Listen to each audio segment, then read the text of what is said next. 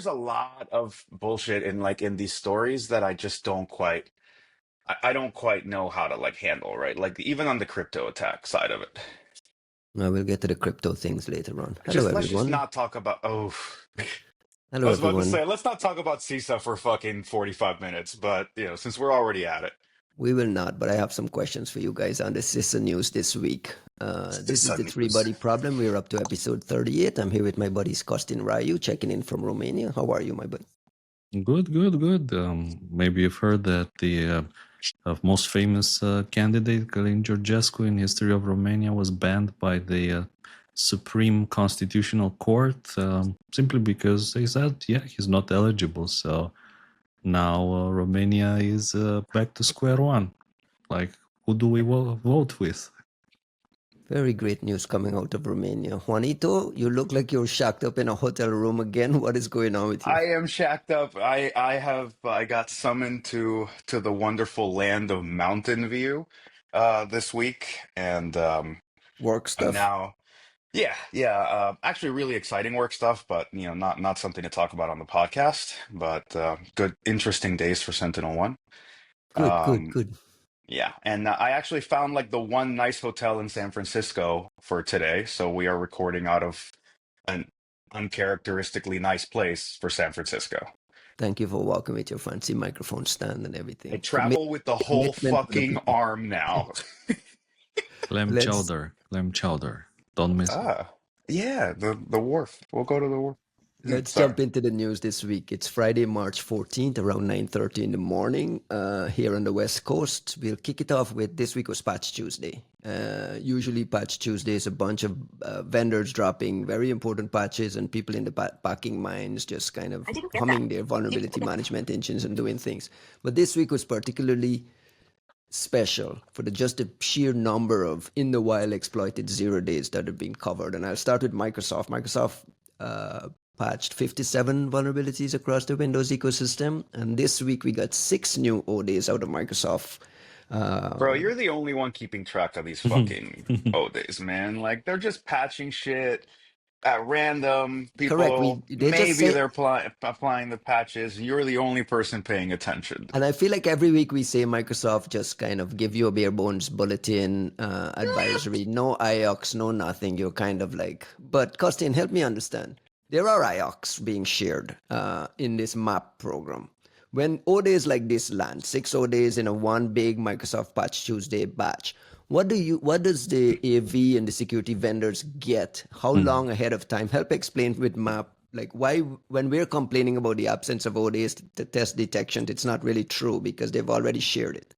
Yeah, that's true. I mean, this is probably one of the reasons why MAP was founded, because whenever a patch like this was coming, vendors were complaining, like, can you share some details? Can you please give us some kind of information that we can use to protect our clients, especially to allow us to protect the people who didn't install that patch? Because back in the days, maybe for some systems, like for some servers, it may not be possible to install the patch immediately because it requires a reboot, right?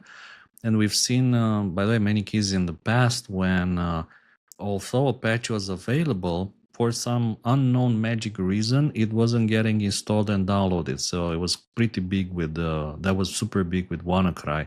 I knew of people who had automatic updates enabled, but there was essentially no patch being installed. So when MAP was founded, yeah, this is what Microsoft wanted to do, to share information in advance. And typically what we were getting was POCs. In some cases, I think we got like shell code, we got source codes, examples of the attack, like fragments, samples. So there was good information. I mean, it What are used you to be using that very information useful. for? And just to back up again, MAP is this Microsoft Active Protections Program. It's a program available for defenders mostly, right? It's just defensive focused security firms like Ideally. EDR. I believe, Juanito, your team must be in MAP as well, right? Yeah, yeah. I mean, most of the defensive companies are. Though that said, I'll admit this readily. I try not to look at any of the map stuff because of the amount of like this kind of work that we do, where they're very strict about the rules, sort of like maintaining certain levels of like confidentiality on what comes in and out of map. And For good reason. I mean, they've had yeah, leaks in the past. They've kicked out some Chinese companies in the past for like examples of like leaking information, either deliberately or not. But we've yeah, had some issues in the past with it. yeah. So I keep myself kind of, I'm not saying I keep myself too ignorant of it, but I don't really kind of like pick up on it too readily. That the kind of stuff that goes into map, I don't think is that encouraged for threat hunting as much as it is for like patching and maintaining of like your systems Detections, and yeah. kind of having a sense of what's going on there. But you know, that might be me kind of overcorrecting a little bit. There's just been so many incidents of like people kind of taking you know, using things out of map and using them in context that they were not supposed to. And I don't know. I Right. just kind of bow out. One of the, just as an intellectual exercise, like you mentioned, Juanito, I'm the only one who care about this stuff. But one of the things I like to kind of poke through and look at the credits and who found which ones and so on. This week, Costin, it was fascinating to me. Of the 6 0 days, 4 of them were reported, quote unquote, anonymously. Anonymously. What do you think that means?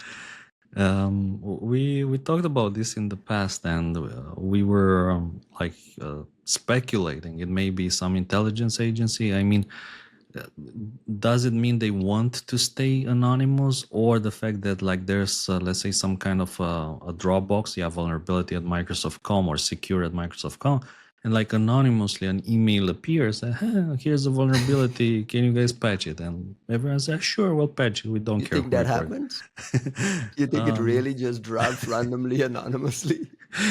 That's what I mean. I'm asking, what do you think? What do you think is If a you ask clear? me personally, I think it was maybe a government or an intelligence agency who spotted this. So either they are burning their queue, like as we discussed before about the NSA, every now and then patching some of the vulnerabilities they know about, or simply catching somebody else using them. In particular, I thought that these vulnerabilities are interesting because they're all related to file systems and they can be exploited through USB sticks.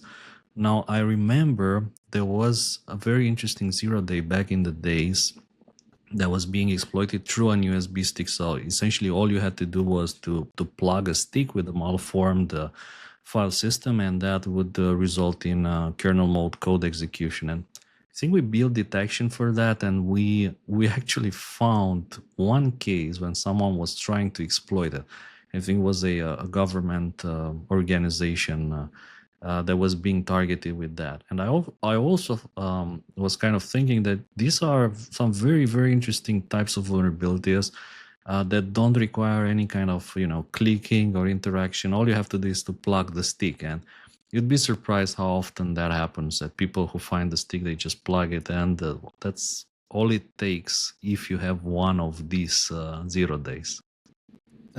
Also, we've found some of them were credited to ESET, which suggests they were also found in malicious campaigns. It's also possible that some of the elevation of privilege thing is happening alongside some ransomware campaigns too, right? It not necessarily directly governments or nation state. So the anonymous ones were mostly like file system related, right? So somebody poking at the file system, NTFS, fast file system, driver, yeah. While the one that ESET found, that Philip Jurkacko, sorry if I mispronounced that, found Is that it. how it's pronounced? That's How would you amazing. pronounce that? How would you I pronounce have no idea. I have no idea. Come on. Philip Jurkacko. Jurkacko. I would say Jurkacko. Jurkacko. Sorry, this is This is terrible. worse. It's only getting worse. We're terrible, yeah. Philip from ESET. Philip, who does great research. Grzegorz Breczek. Philip is pretty active. I've seen his name popped up in a bunch of discoveries before. So shout out to Philip. Sorry for messing up your name. Sorry about that. But yeah, that's different. That's clearly one that, let's say, is a favorite of pretty much every kind of threat actor that needs to poke a Windows system, because they need to escalate privileges. And this, like for instance, if you're on a domain controller, this is like a gold mine. Something like this that gives you system on a domain controller is amazing. But even without, let's say, a domain controller, it helps a lot to gain privileges and to escalate, so you can run better access code if you want.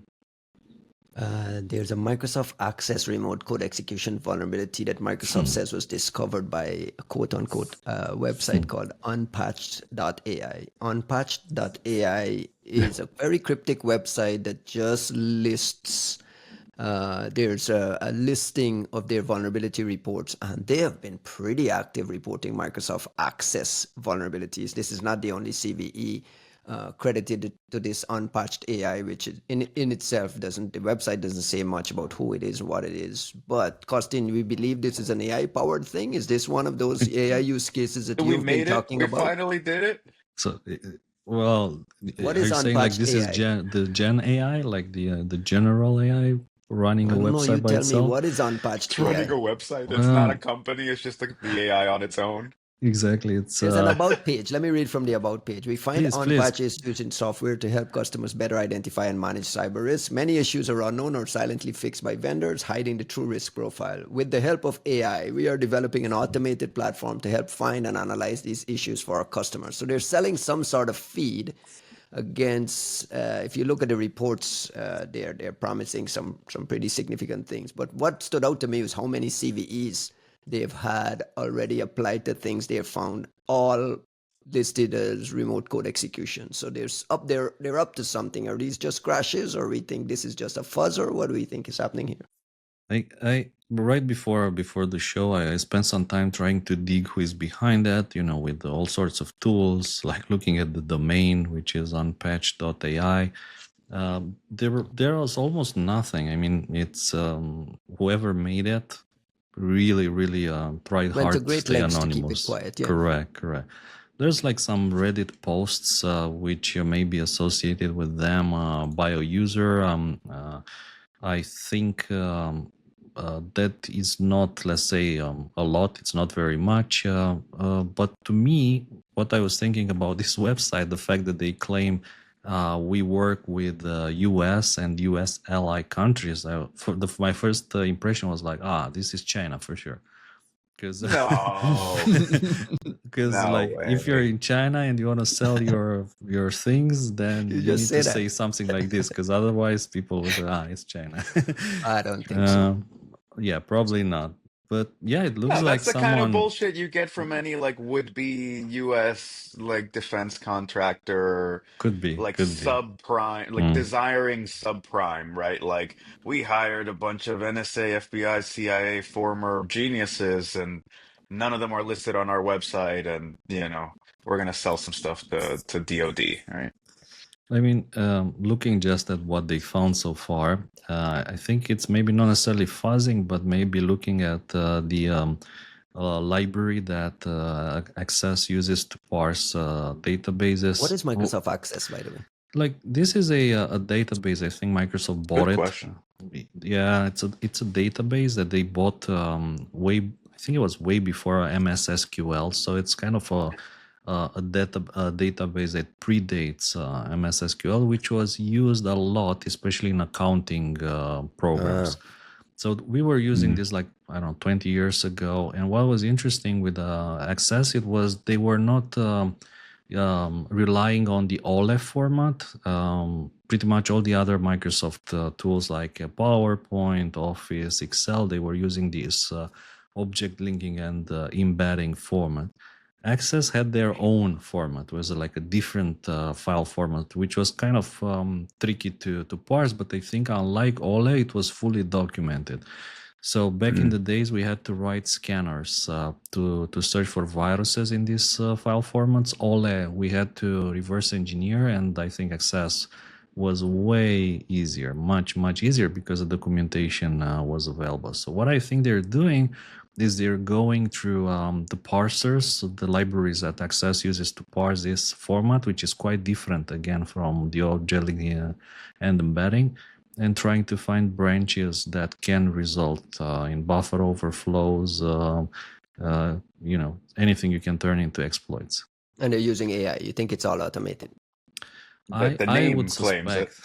suspect they're using AIs to find those paths that can allow vulnerability exploitation. which is an I mean, amazing offensive use case. We've talked in the past about use cases for AI, some real life use cases. If this is accurate, and you can't imagine these are not the only guys doing it. It must be powering a lot of the bug bounty ecosystem as well. The guys who are searching for crashes there. Are you impressed by this, Juanito?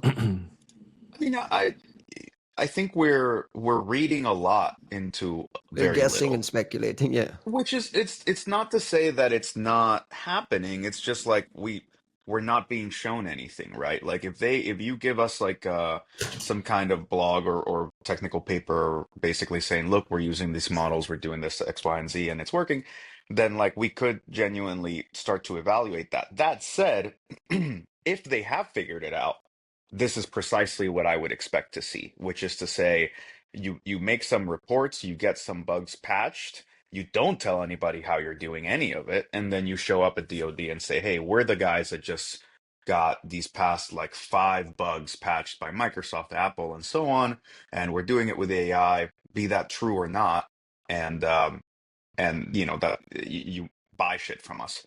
Or And VCs, or you go to VCs and say, hey, give me a lot of money so I can scale this. It's easy to raise right. when you can prove these CVEs, right? Mm-hmm. Look, to be fair, I don't know that if folks figure this out, I expect them to tell everybody else how they did it. And B, I'm not even sure that I want them to. Hmm. Like looking at the situation right now, like we are back in a Cold War, like technological escalation type tit for tat with the Chinese.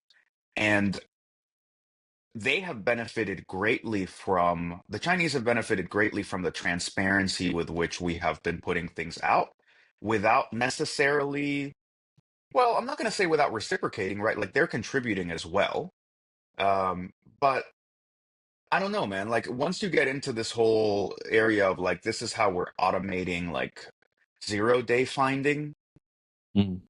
to It's what coming. I extent mean, it's this? here. No, it's and it's almost certainly already here to some degree. Like I think that the problem we're having right now, right? Like I don't want to sound super naive. So I personally believe that there's a certain amount of AI that is working for bug discovery in specific use cases. Like I think this is very, and like I would love to hear from Dave Vitale, probably not on the podcast, but like to what extent that is working, in what types of problems, because that's the real thing here. I think everybody expects like AI for bug discovery to work the same way as like, you know, AI in general, right? Where you go, hey, here's this use case, here's 10 use cases, and it's good for everything. And I think when it comes to bug discovery, what we're going to see instead is we have figured out how to instrument AI to be really good at finding this type of bug.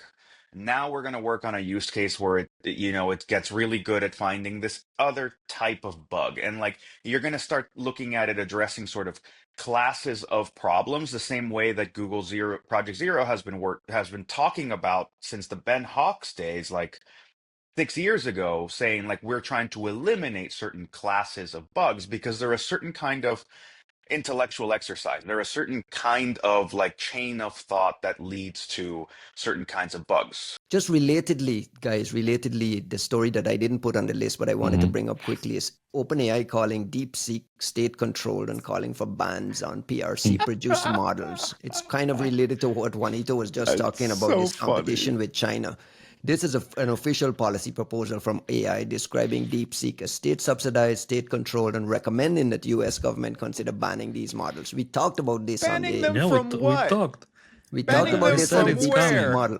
I said it's coming. Remember? What the fuck are you banning them from? I'm sorry. This is like the funniest shit ever.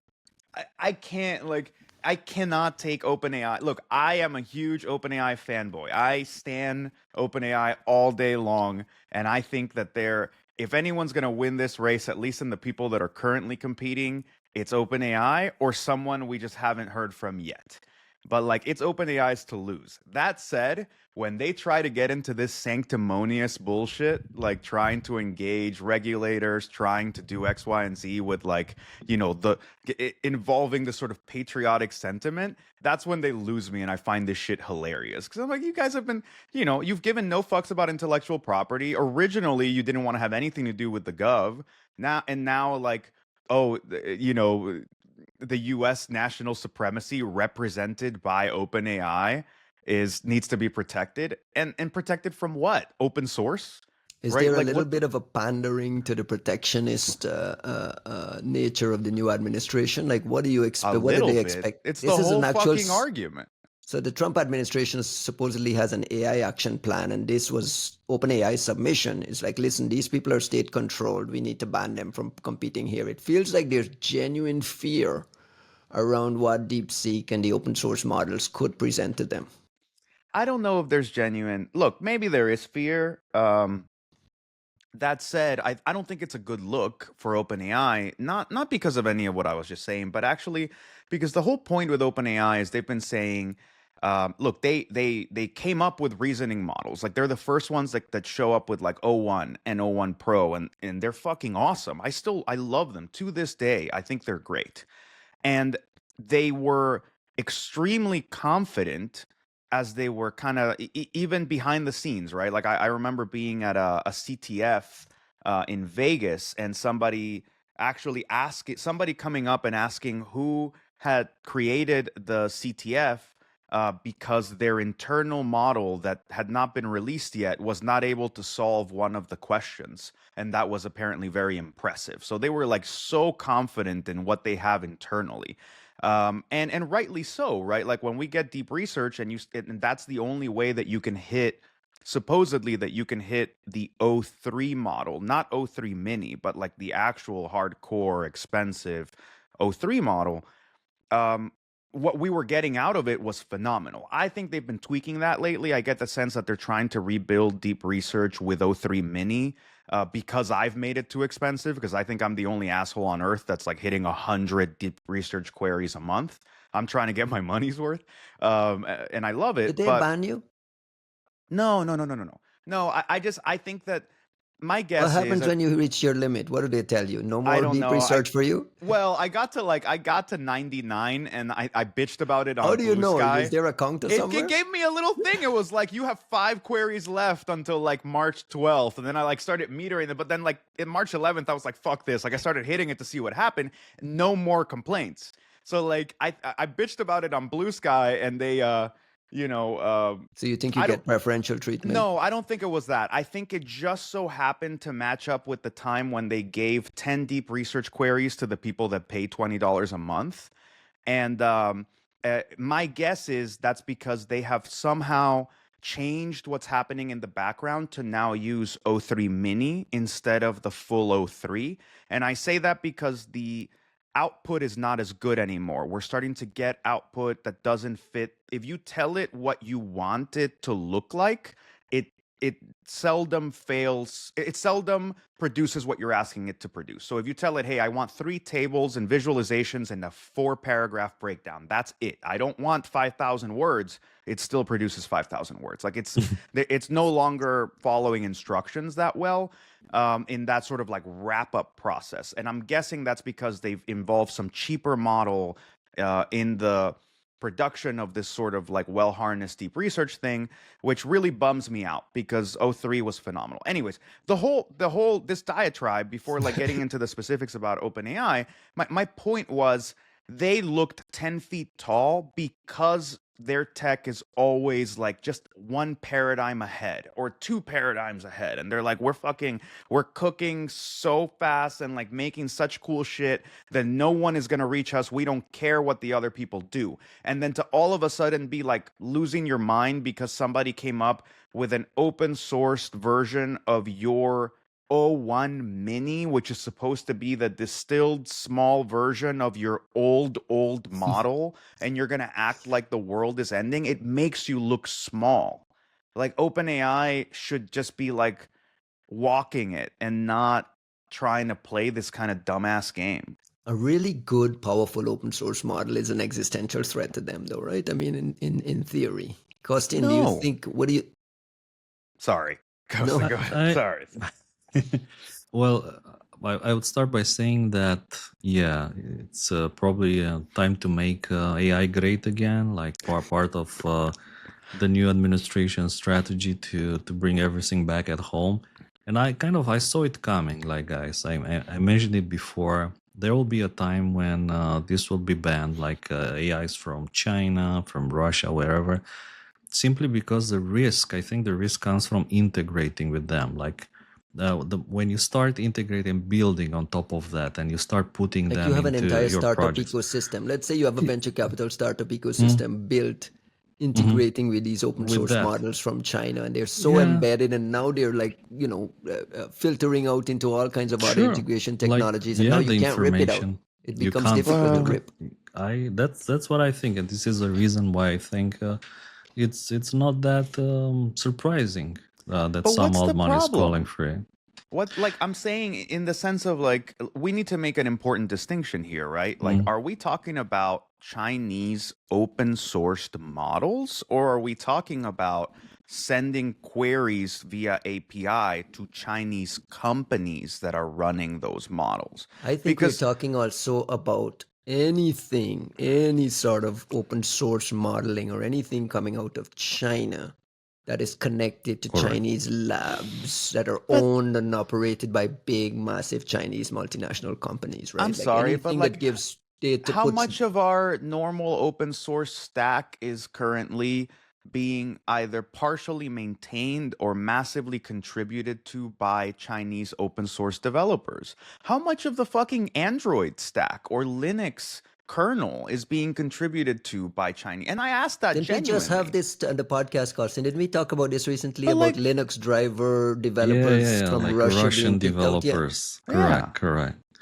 Dude, Well, even to like Ghidra. Somebody was when we were at Reverse, we were like running a deep research query. We're like, hey, so can we profile all of the contributors to Ghidra in like the issues tracker in GitHub and be like, how many of these are from Chinese companies, Russian companies? Well, Can you tell if any of them are from sanctioned companies? there's a And documented case of the yeah, NSA responding to Positive Technologies support request for tech Ghidra support, and man. getting tech support from the NSA back to Positive Technologies. The Like this Vector is documented. 35 guys are just like eating their heart out, like killing it on that's an actual American solution being built and whatnot that's being undermined by a government funded project, Right, you but know. when we consider the TikTok conversations we've had in the past, what Costing is referencing here, I think he's right. I think eventually coming down the pike, you're going to just have to ban these things. Juan, you don't see a big risk involved, but No, I think no. there's an embedded supply chain kind of Yes. ecosystem threat that is real.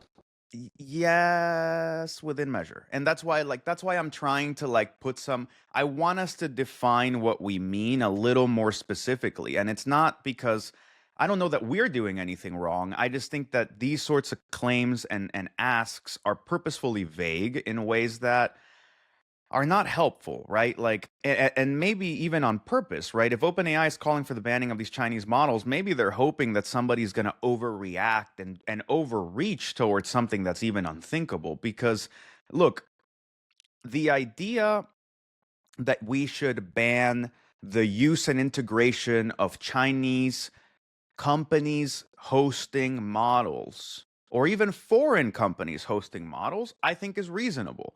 You're sending out an API request.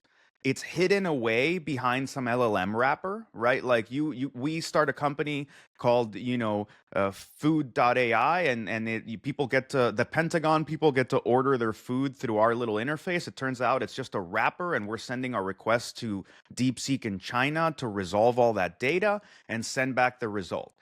Okay, totally understand why you don't want to do that. You're literally sending information from US whatever without people knowing to a Chinese company to analyze, without anybody knowing, and you're relying on their output that they're sending. So I can understand why that's a use case that you want to avoid. At the same time, we should not overreach in the sense of saying, oh, you should not be using these open source models in ways that you host in the US that you're hosting as a company yourself, because frankly, OpenAI is not contributing shit to the open source ecosystem, and that's where the real innovation is going to come from, right? So like if you guys are so worried about the Chinese, infiltrating American innovation with a reasoning model, well, the only reason anybody cares about that is because no American company has released a reasoning model as an open source anything. If I could use Meta, like Facebook's thinking llama as a model, 32B whatever, then I would use Facebook's thinking llama instead of using Qwen QWQ32 or DeepSeek R1. But no American company has open sourced a chain of thought model. So what the fuck are you talking about? You're just telling companies to sit it out? The technology's sitting there and you're just going to be like, oh no, for America, for the flag, we're just not going to use this Chinese shit, like on my Chinese built computer with my Chinese contributed to software. What the fuck, man? Costin, Look, before... Look, Go ahead. I think it's important just to maybe balance the discussion, because I see what Juan is saying here.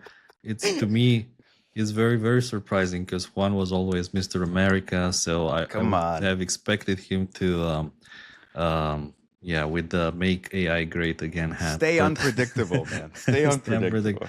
But I see the risk coming from integrating this open source model from China, in the sense that, just to give you an example, you leverage the model to write reports.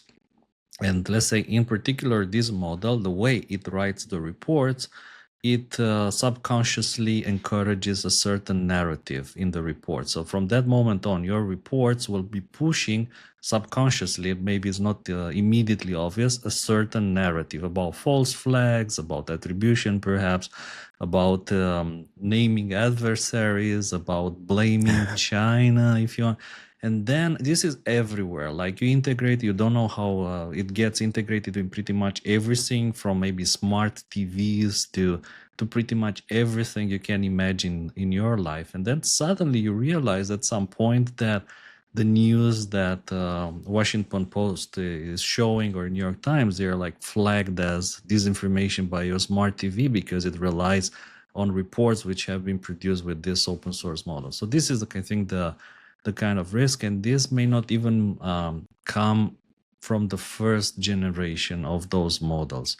What will happen most likely, you will integrate, and they say like, yeah, from now on we use only open source DeepSeek, and then let's say R2 will come, and R2 will be vastly superior, and R3 and R4 and so on. And at some point, these models will begin to have a bias. For one reason or another, they'll be biased in a certain direction, and you'll have to update your model if you want to be better, if you want to have more parameters, so better knowledge, more recent knowledge. And I think that's where the risk comes from, going into that streamline, like with that direction for the future and the models that will come in the future. I don't disagree with that at all, except that I don't think it's a future problem. I think it's a problem we have had for 2 years now. And the notion that, like, I'm glad the Chinese have introduced paranoia into a space that should have evoked paranoia from the very beginning, right? Like, the issue here is you have, like, and we've had AI ethicists bitching about this nonstop forever, since before it made any sense to discuss. But the whole point of these models is that they are lossy compression systems that essentially reflect human bias at a variety of levels. And moreover, that bias is even present in the prompt engineering that we do. Half of the problems that we get are people don't understand that they're asking leading questions just by virtue of just the way that you formulate the question, right? Like Costin the other day, you run that query, right? Like, who's the smartest of the three? Like, who's the most intelligent? You're like, look, I was like, look, man, just by saying who is like intelligent Who in was? itself, it's a whole lot of bias that you're pumping into it as to like what's a valuable feature, as opposed to, it's sort of like having to iterate on its own perceptions. And that's us introducing bias. And then the model itself, between the training data, the way that it's refined and fine-tuned, like it is bias stacked upon bias.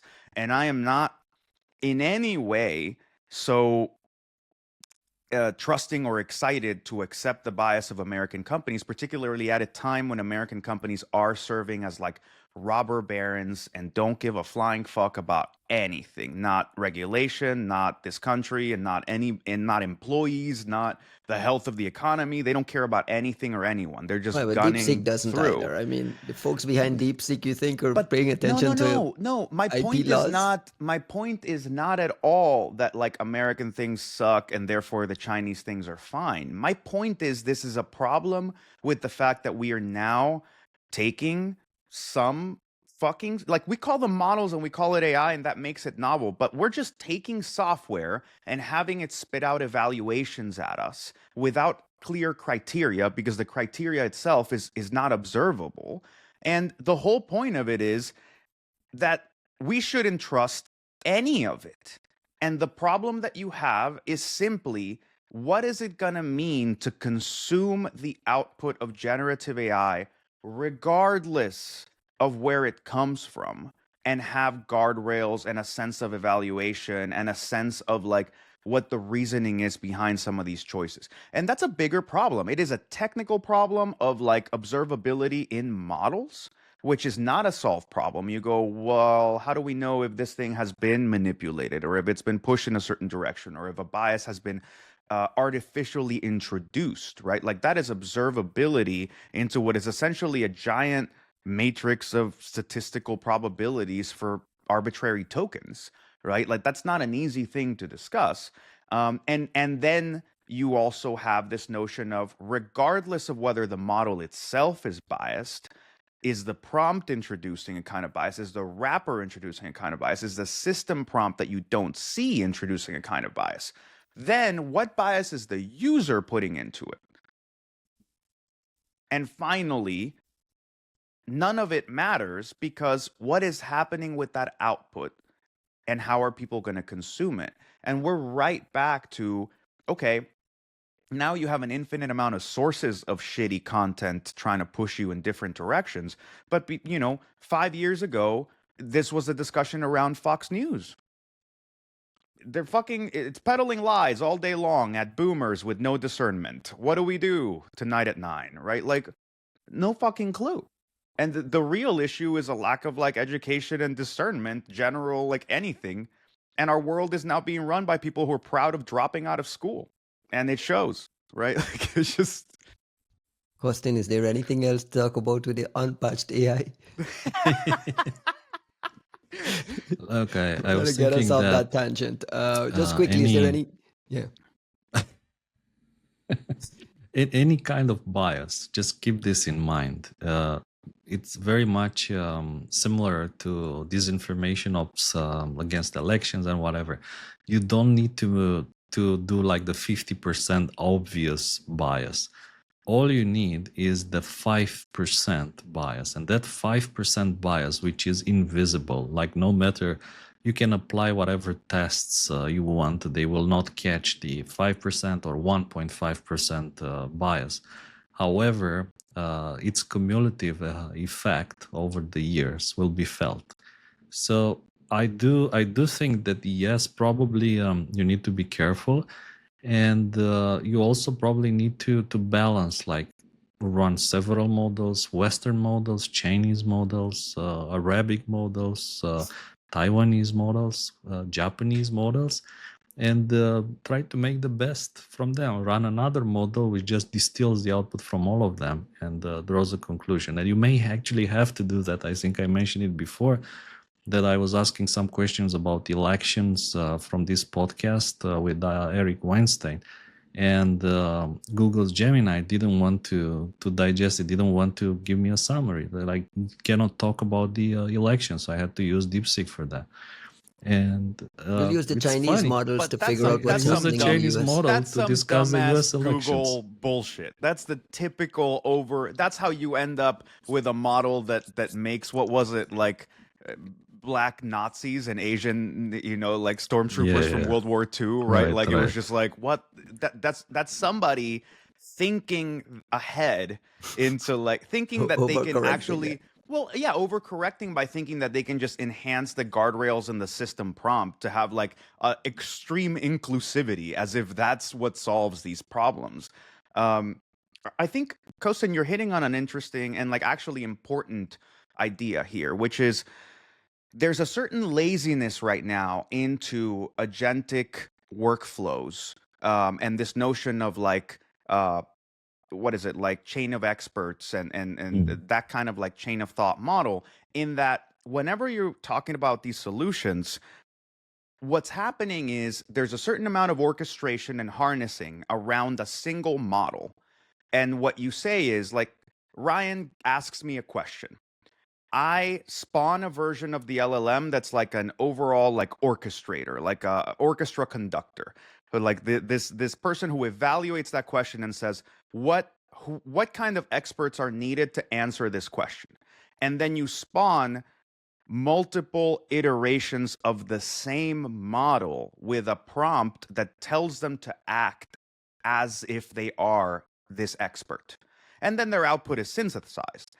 But there's a laziness in that it's the same model under the hood for these different personas because they're general purpose frontier models.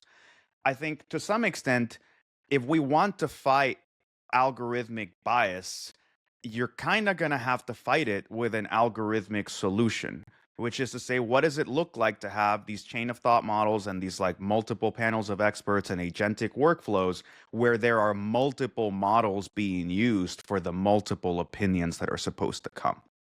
And that just like honestly, right now it's an arbitrary flavoring kind of thing. Like, is it R1 or is it QWQ or is it O1?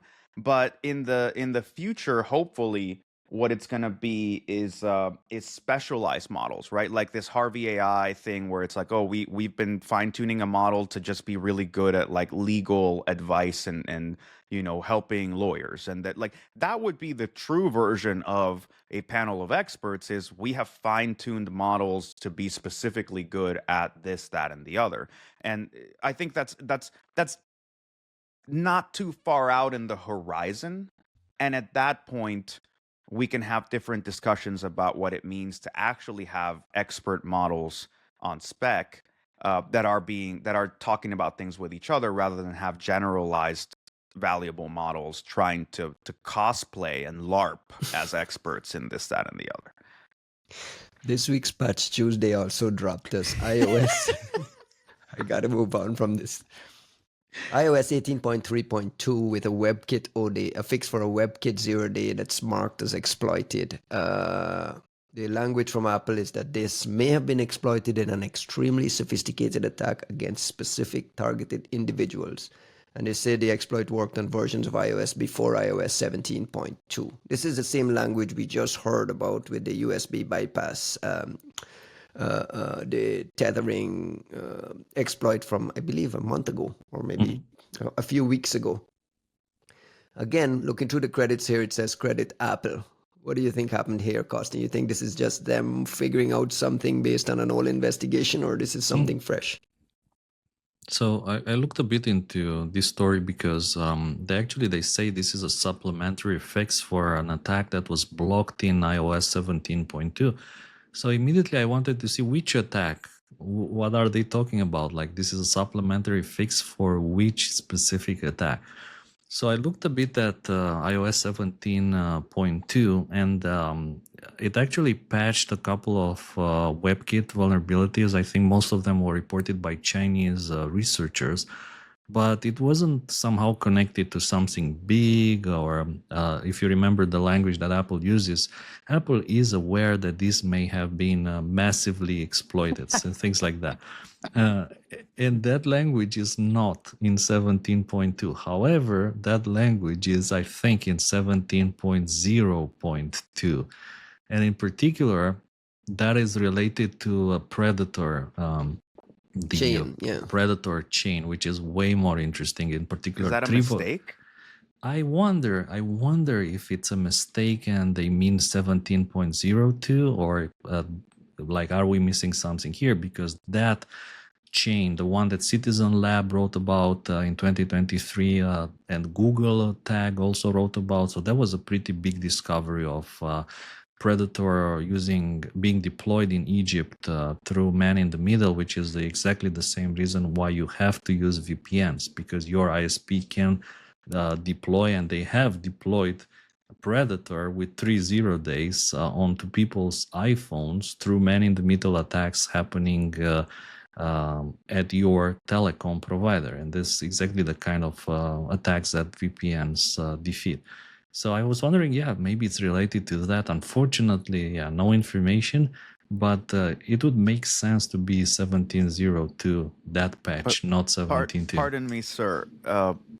But the other alternative being that 30 days are deployed through the VPN service, right? Yes, but then it wouldn't be your government. Like, who do you worry about? Do you worry about your government, who can put you in prison for advocating for DeepSeek instead of OpenAI? Or do you worry about your, your friends from a different government, like maybe from Guatemala, or what was it, Lesotho? Have you ever heard of this country? No. Yes, it's an African What? country. It's a Are you small serious? African country, yes. Deploying the 0 day to you. Yeah. I'm just making fun But of that's you. my point. Like, no. Okay, at least it's expensive to set up a fucking telco. It's expensive is. to get in an ISP. It's expensive to do this. Like, my issue with the VPN thing is always like, it's the same Who discussion owns we it, keep yeah. having. Who owns this fucking VPN? And does that person still own the VPN tomorrow and the day after, versus somebody walking up being like, walk away. Here's Or $30 who's million. the other person Fuck who's off, owned right? it, right? Yeah. Right. Let me meet you right there in the middle. Like, deploy your own VPN, like buy a VPS, cheap VPS at DigitalOcean, wherever, host it in Germany, or I don't know, in Singapore, and deploy your own VPN, and then you'll be fine. I think against Just tail this kind scale of that bitch. attacks. Yeah. Quick That's question. fair. That's good. Quick As long as question. nobody pops the server. Why are people still on iOS 17.2? Is there like a technical roadblock that blocks people from upgrading to the latest 18.3.2? Is there like all the devices can only get up to 17? What's the... See, what they mean here is that it was originally blocked. So they did a patch in 17.2, maybe even by mistake. This is not clear. Or 17.02, there was a patch, and they did a supplementary fix because it would appear that, it happens that the patch is not complete. Like under some special conditions, it can still be exploited. So we're going to close it the right way. Yeah, so that could explain it. But to answer your other question, there are, for instance, if you have an iPhone X, that one is limited to iOS 16. So you cannot put even 17 on it. You cannot put 18, obviously. So some of the older devices, the newer operating system wouldn't get loaded on it. So in some cases where there are these activists and so on, we're guessing that they're running old machines that can't possibly be updated. Look, an iPhone X is a wonderful device. It's like, it's still, I've seen people with iPhone X, which was beautiful. Like, the design itself was beautiful, and the phone still works. Like, the battery is fine, the phone works very well. It just doesn't get newer iOS versions, unfortunately. There's another OD I wanted to just bring up, just to close the loop on the batch of 0 days we saw this week, was one from FreeType. FreeType is an open source font rendering library, font library. Facebook actually put out an advisory saying, listen, this vulnerability may have already been exploited in the wild. CVSS 8.1 out of 10. It popped up in my head because I've seen FreeType before. in a Chrome ODay exploit from a couple of years ago, and in a Project Zero description of like a threat actor that had multiple ODays and had access to a whole cache of things. Included in there was a free type ODay that they had held on to for a long time. What do you think is happening here, Costin? Does this look like ODay here? Do we think it's ransomware? What do you think is happening here? What bothers me when I say things like this, and I think a lot of other people not being native English speakers, can you explain what is the difference between this vulnerability may have been exploited, could have been exploited, should have been exploited, or might have been exploited? What's the difference? Or has been exploited. Or has been exploited. Well, I don't understand the use of the may have been. Like, what is like may have been? How do you like? It means we don't know, or we don't know if it wasn't exploited. Like, how do you read it? Juanito, you're the native English speaker. Oh fuck! Really? Out of wow. You can see why the white nationalists are like up in arms. It's lawyer speak. Well, I'm kind of sitting here with it where it's like when I read may have been exploited, I mostly see it as like, in my view, particularly whenever we're talking about, let's say, like Apple advisories, like may have been, like I find those really disingenuous because they know they have been exploited, and they're just kind of hedging their bets. I don't know why. Like honestly, it may very well even be like a liability thing, or like if there is a lawsuit about some human rights activists getting targeted by some country that Apple perhaps has a way to wiggle out of being in the middle of the situation by saying like, well, we got a report, but it could have been this. It's reasonable to believe that it may have been this, but we don't know. Like, I think it's more on the lawyer speak side of things. I think you also, and I say that because in those situations, I think it's it is beyond reasonable to believe that it has been exploited because you have discovered it by virtue of somebody reporting an active exploitation in the wild. So the notion that it may have been is disingenuous. It has been, and we have become aware of it because of that. At the same time, in different situations, may have been makes sense, right? Like, we found a vulnerability. It's actually not a really hard vulnerability to find, and other people have exploited vulnerabilities in this area, or attacks have happened where we don't know how they happened, but this component was involved, and there's an easy vulnerability in it, but we became aware of it because we were doing a code audit.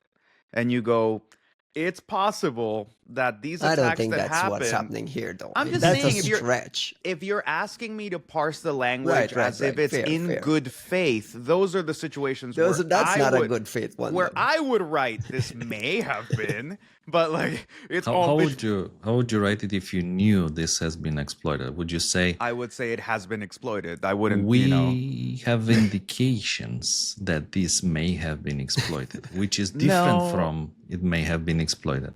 Well, no. I mean, look, when we see that something's been exploited, you go, this has been exploited, right? Like, and that's why I was looking for the situation in which I would write it may have been exploited, which is to say, I know this vulnerability exists in this component, and then I know there was an attack in which this component was exploited, but I don't have the incident response materials to say that this was the exact ODay that was exploited in that component. So it may have been this ODay.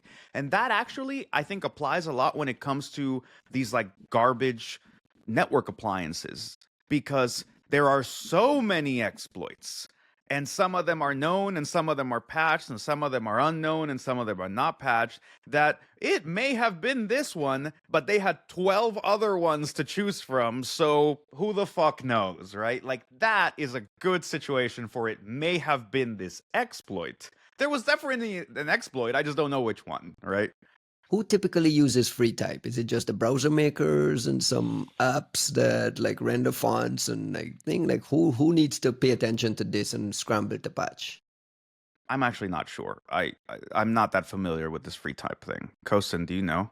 I looked a bit into this. It's interesting that in particular this version that is vulnerable has already been replaced with newer versions. So somehow the surface of exposure is not that high.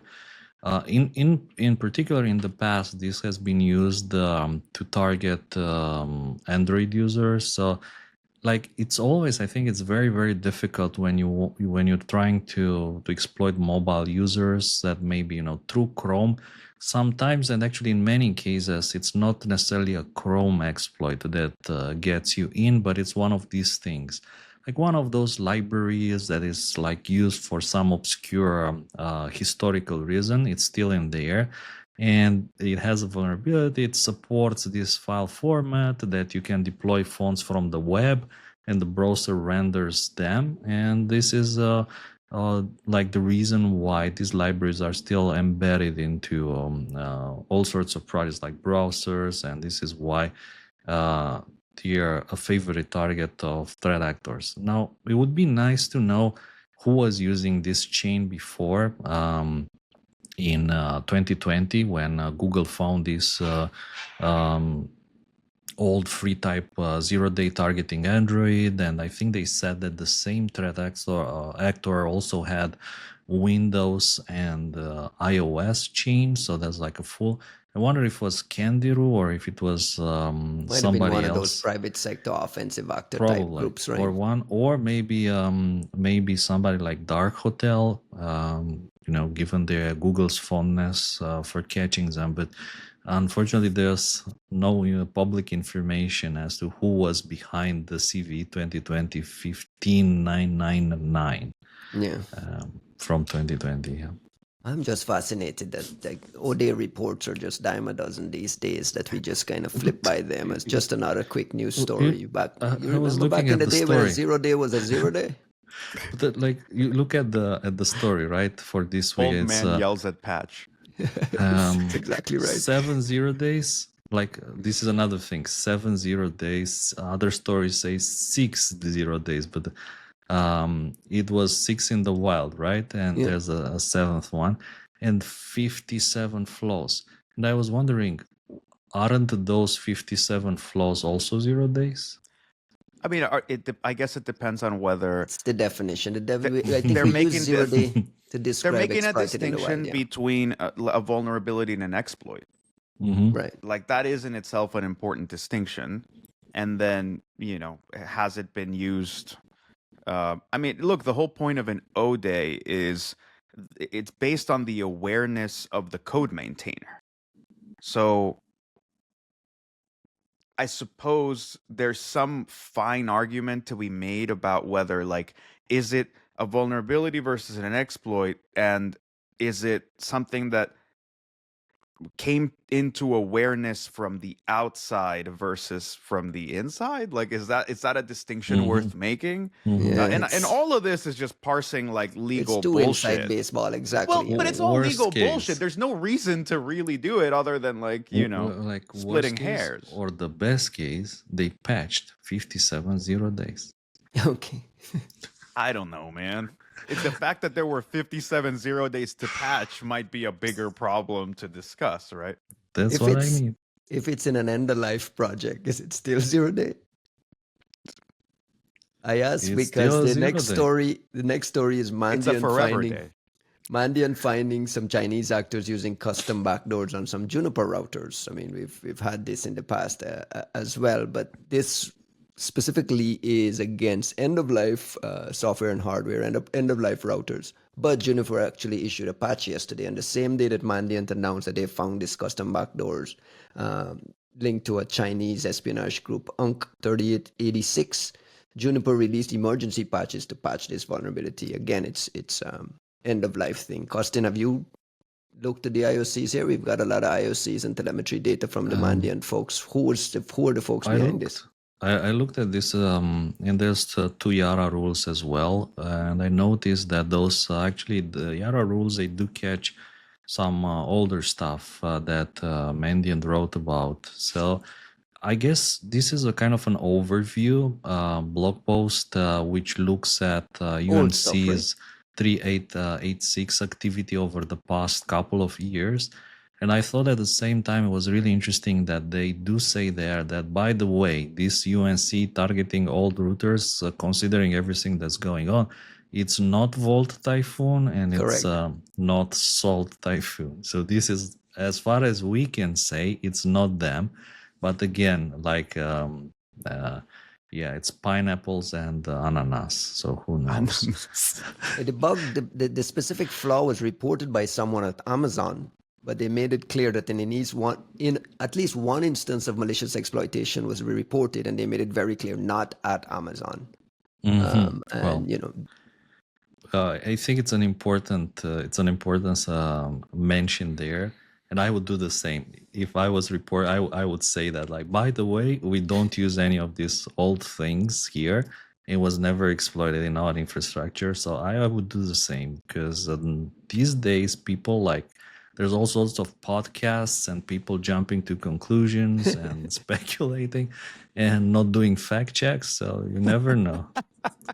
what is Tiny Shell? My Mandiant made a point of like making it clear this is Tiny Shell based backdoor. Is that a previously known thing that you guys It understand is. what they're trying to Yeah. say?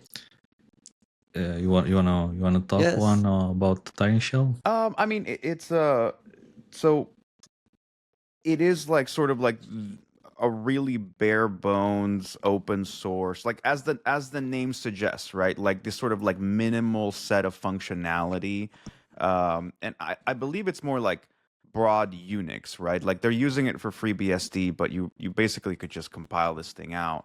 But what they're saying is you're taking this open source, very minimalistic piece of malware, and then they're tacking onto it other functionality that they can use. So like for more specific, like you want it to turn into a passive backdoor, it's waiting for a very specific packet to turn it on. It might do like a proxy redirection into that network, right? So you say, hey, I'm gonna come in through this port. If you see this magic number, then activate that and like redirect me as an internal proxy through that port into the internal network, stuff like that. But just the value of open source. Some people also might remember it under the name Mipsan. We used to call it Mipsan back in the days. I think during our Yara trainings, there was an exercise for one of these variants, one of these backdoors, if you remember it. It was a specific Chinese campaign, though, right? With that Mipsun, is that right?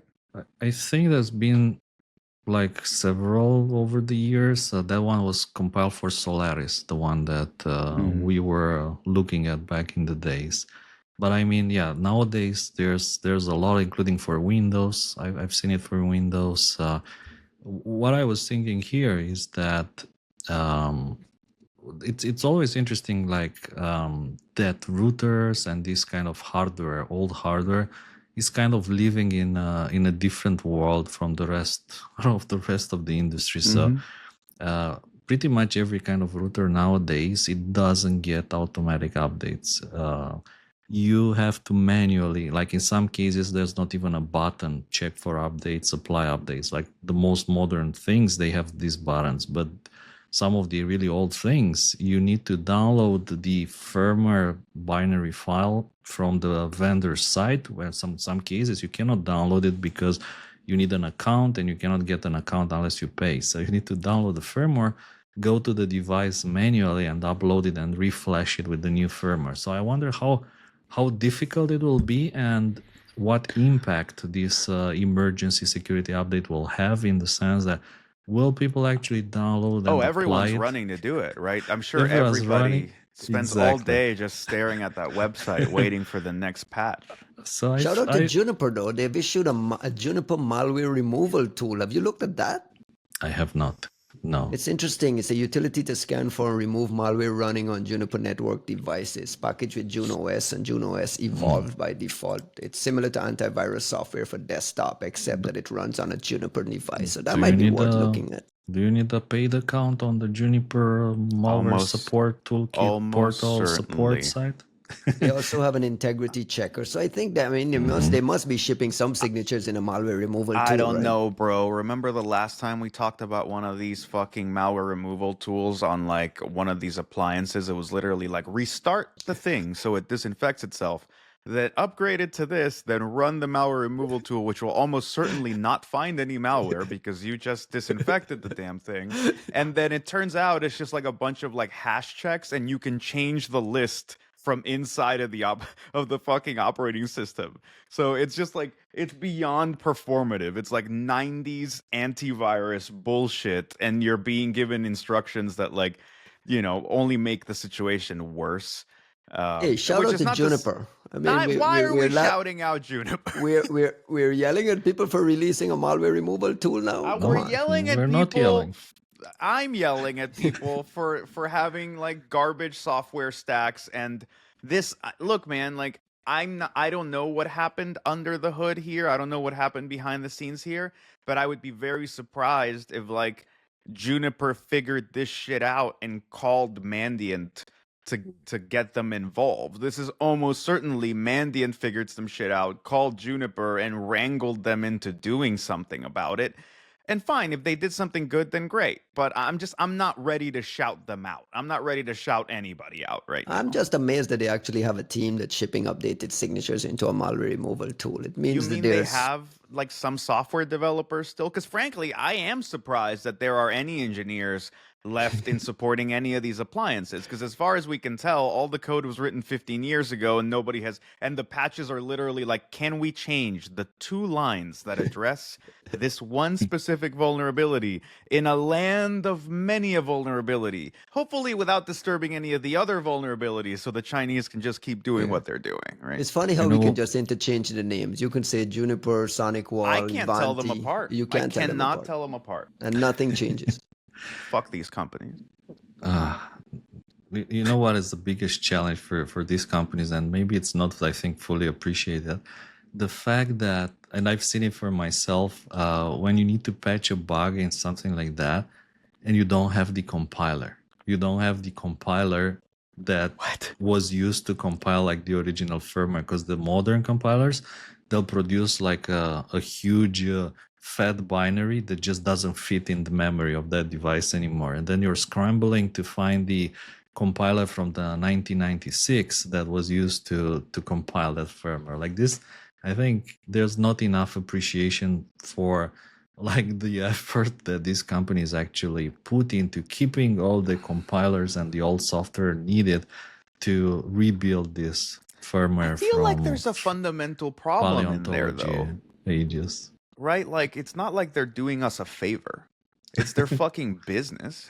Like, it's literally their business. These appliances don't sell for like $300 or $30, right? Like when we're talking about like D-Link, these like bullshit TP-Link routers, and you're like, yeah, the margins don't even exist. So, expectations are super fucking low, but we're not talking about that. I'm assuming these appliances cost like 5 figures, I'm guessing. And like, I don't know how quickly they're getting end of life. If it's 15 years, okay. But if it's 5, I don't know, bro. And like, frankly, if it is something you are actively maintaining, then having a functioning, pipeline for just compiling patches is not like beyond the realm. I'm just saying, like, it's not that I don't want to give them credit. It's not that their jobs aren't hard. It's just that it's literally their job. Like it is the description of their job to like build and maintain these fucking things. So like expecting the bare minimum of like not having these be Swiss cheese for foreign adversaries to do whatever the fuck they want. Moreover, for ransomware groups to do whatever the fuck they want with them. I'm not ready to pat them on the back for any of it. All right. Shout out for your malware removal tool. It it justifies that you know that there's malware there and you're trying to do something. It's better than nothing. I cannot wait to hear the next report where we also find out that it's just a list of hashes. It can be modified on disk, and the attackers, man. It's something. The attackers saw the patch coming in and were like, "Oh no, absolutely not," and just like modified it, right? Like It's Or possible. there's no way to load it. Like if you go to like put in the firmware, it tells you that it got updated, but it didn't. Like it's possible. just all kinds of bullshit there. Speaking of firmware, I want to pivot quickly to a new report out of our friends at Binarly. I actually met these guys at the Reverse conference in Orlando, Takahiro and Fabio, on a pretty deep technical report on their introduction of a new method for detecting UEFI bootkits, analyzing unique code behaviors. Costin, you got a read of the report. What is the big takeaway here? What is the... Well, I thought it was a very interesting report, and I think it's a kind of cooperation between multiple researchers. I think I they saw your mentioned boy Alexander Alexander Milenkowski. Got a Milenkowski, shout out, correct? yeah. Yep. Correct. Brian Baskin and some of the ESET folks as well. Correct. So I think ESET played an important role here because they ran the Yara rules that the team developed to find these new UEFI bootkits. I thought that this research, it seemed very similar to the one that I did, I think around 2018-19, when I was trying to find UEFI implants, not necessarily rootkits or bootkits, but just like generic UEFI implants. I think I presented about it a bit at SAS in Singapore, but also at Blue Hat in Israel. And I think that this is a fascinating field. More people could probably look into this There's because a lot of stuff happening, right, that we just don't know about. Absolutely, there must be. And like again, just by looking at the various hints that dropped over the years, looking into those and left and right documents dropped by your favorite leaker or from your favorite three letters agency, you will see that the capabilities to target UEFI existed for a very, very long time. And people actually, I've seen people put experience in developing UEFI implants into their CVs. So I think that there probably this deserves more attention. I thought it was super interesting. So I was like, going like, where's the Yara rules? Give me the Yara rules so I can run them on my collection. And I discovered that the Yara rules are not public. So they didn't release the Yara rules. I think not, or I I don't know. think you help can you? ask them for it though. You can, like in this Can I ask them particular now? case. Can I ask now? Can you guys share the Yara rules with me? Ask at on the least? podcast. They're listening. Yeah. Thank you. I mean, Russia, I'd love. if you're listening. I'd love to. What does the Yara to rules run help you them. do? I would use them to hunt them on my repository of firmware images. I have a repository of images that I collected over the years from all sorts of different sources. So I did that for the research that I showed back in the days. I think I unpacked and parsed about 50,000 firmware images, looking for interesting things. And I'd love to see how these Yara rules can potentially find more stuff. I'd love to play with them. And the paper is like you have to go beyond existing detection mechanisms using all kinds of different ruling, and the paper introduces discussed about advanced static analysis, semantic detection, ML-based clustering techniques, and it's an introduction of new ways and new ideas for us to go hunting for these things. Juanito, is this something that interests your lab? Like when you guys think about UEFI-based bootkit, UEFI bootkits, and so on, is this top of mind for you to be able to detect these things? Yeah, I mean, look, I personally think this is an area that's getting sort of like tragically under explored and under. Invested, It's not just generally, yeah. It's just not as big a concern as it should be, considering that this is one of like the main roots of trust that you're relying on for every other like security technology that comes on top, right? Like you're basically saying like this is the belief that the ground you set foot on when you get out of bed is solid, right? Like that is it's just like some foundational root of trust that you need.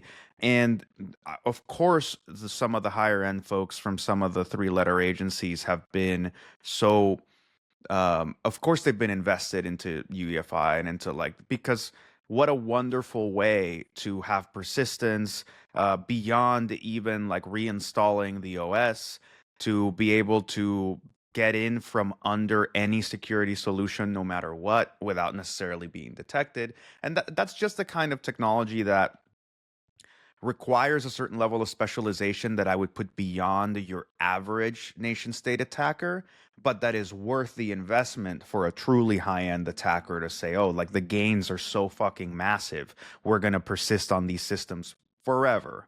We are going to be able to like undercut any security solution. And coming from a security solution maintainer, it's something that you're concerned about at all times. The same, there's a reason rootkits and bootkits were always the thing that you worried about, because it was at that point it was a fight like for altitude. Who has the greatest altitude in the operating system, such that you can trust that the AV or the EDR or the XDR or whatever the fuck you want to call it is the thing that has the greatest visibility, and is not under the shadow of a rootkit or a bootkit that is feeding it misinformation or that can shut it down. That's the biggest problem for us, right? Like for any EDR vendor, your biggest concern is something unhooking you, tampering with your detection, removing you, shutting you down, uninstalling you.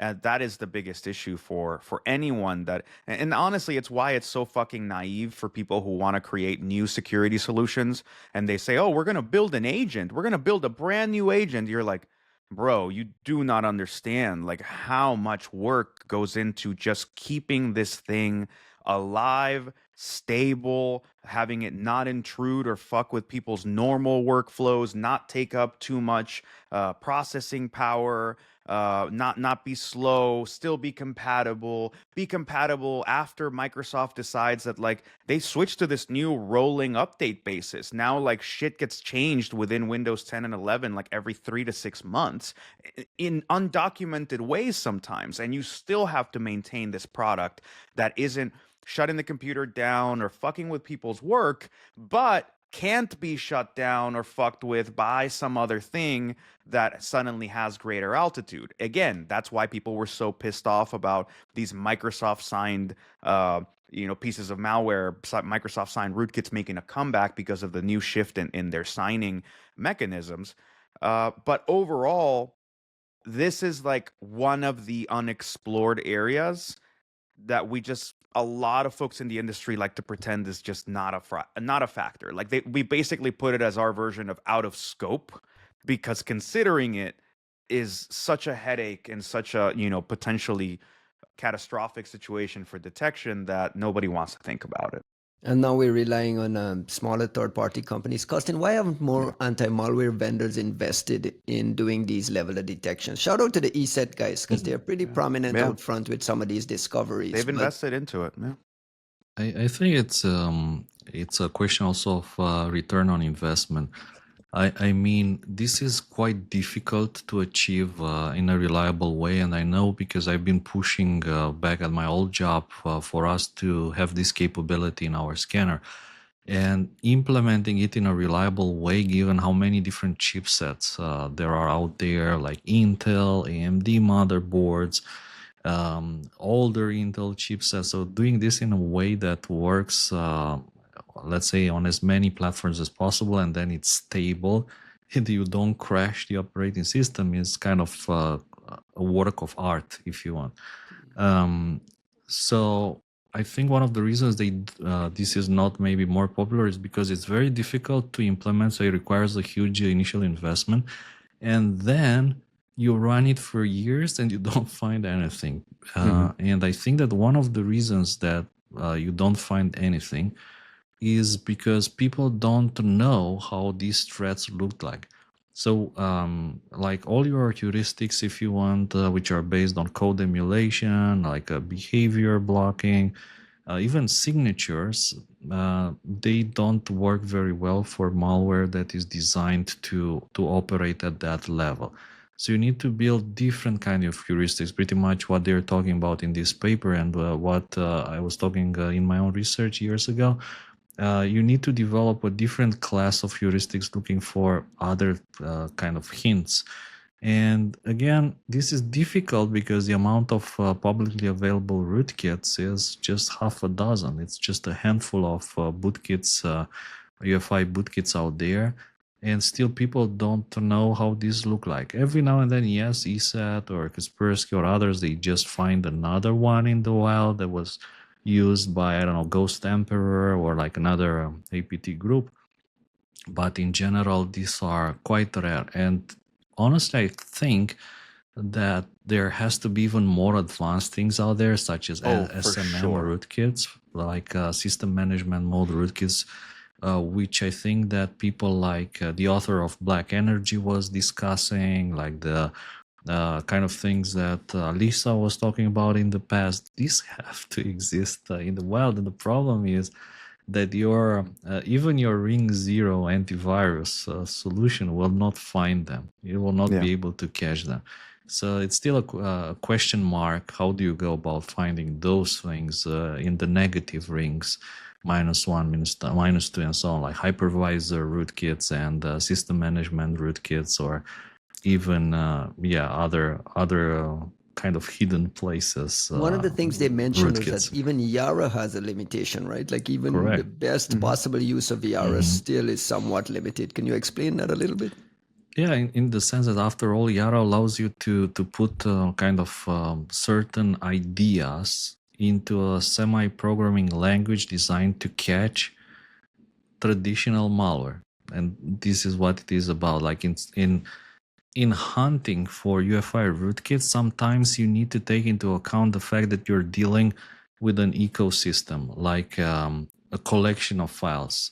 And Yara, by the way it was implemented, it works with one file or one block of data that it scans. But in some cases, you need to look across multiple files at the same time and like put them together and correlate them in order to say, yeah, this is what's happening here is suspicious, because there's like this strange bitmap file that potentially has a buffer overflow, which triggers some encrypted shellcode that you wouldn't otherwise get to unless you trigger the vulnerability into the bitmap. So this is what they mean by the fact that even Yara has limitations, and for this, it's almost like looking at an entire new computer or an entire new file system that you need to analyze as a whole. And every single like individual file from that file system alone by itself might not be sufficient to trigger your heuristics. Right. So it's Yara plus some additional kind of custom rules creation and some like embedded And intellectual knowledge of the things. context. Yeah. The context, right? Yeah, I think the certain amount of like, so I think the limitations with Yara really come in just on virtue of most of the time Yara is being run on files on disk, maybe in memory, depending in what kind of context they're being deployed. Like I love like Joe's Sandbox is something that I admire in large part because of implementations of things like this, where they're like, oh yeah, we'll run your Yara rules in memory while the thing is running. But even there, you're basically saying like we're either looking at a file as it is laid out on disk with its features discernible on disk, or as it's laid out in memory with its features in memory. But you're still not talking about the kind of like behavioral things that you can do when you hook into a system that understands what those code blocks are supposed to do, how they're following each other, what the control flow of the program is. Like there's still a way in which Yara, I'm not saying is stuck at the metadata level. It's one level past that, but it's still not an understanding of how that code plays itself out, self-modifies, how it feeds into itself, how it recurses, how it flows in execution.